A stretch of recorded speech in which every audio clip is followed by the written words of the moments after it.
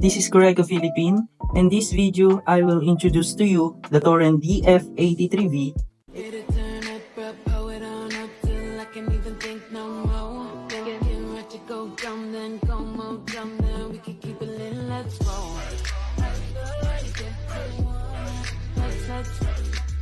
It's a vertically mounted flat burr, 83mm grinder with a variable speed DC brushless motor, ranges from 300 to 1600 RPM, offering full control over grinding speed.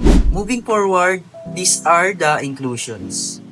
English manual, cleaning brush, extra tool for troubleshoot, magnetic chute, silicone bellow with wood lid, and then the last is a magnetic metal dosing cup. The net weight is around 9 kg and then the gross weight is around 10 kg. This grinder is made of aluminum body with powder coating for durability.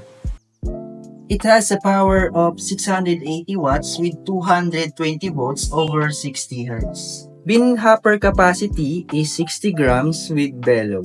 These dial discs have the ability to reset your zero point with using the Allen key. Adjustable right here.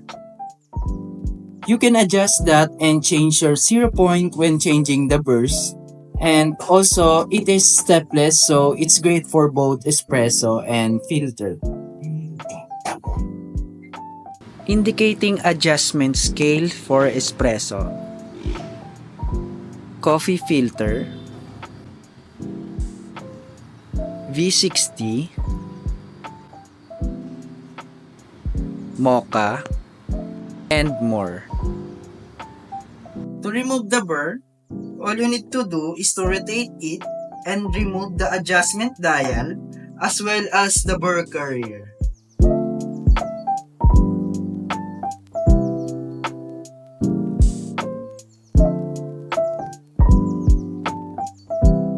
And here we currently have the 83mm DLC or diamond-like coating flat burr.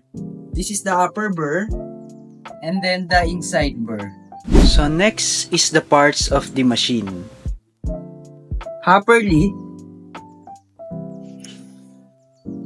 rubber bellow, anti-popcorn lid,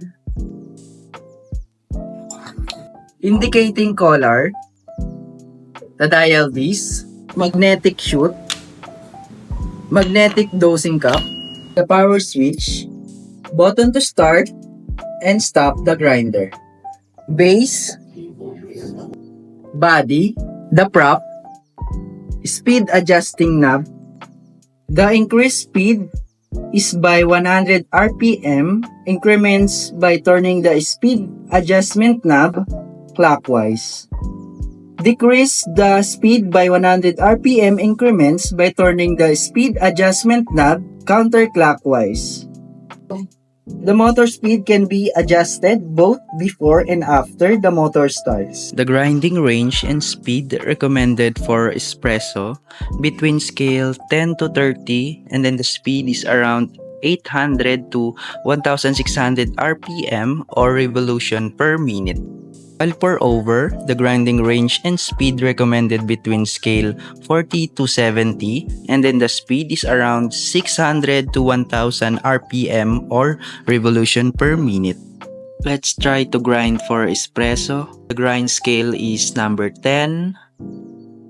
The RPM is 800, but we can adjust it all the way to 1600.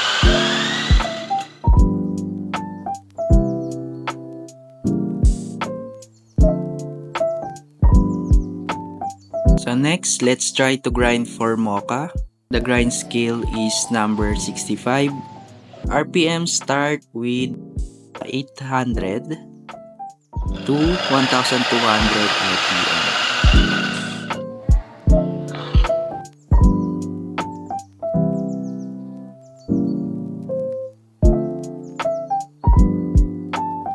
Then last, let's try to grind for V filter. The grind scale is number 40 and the RPM is 1600.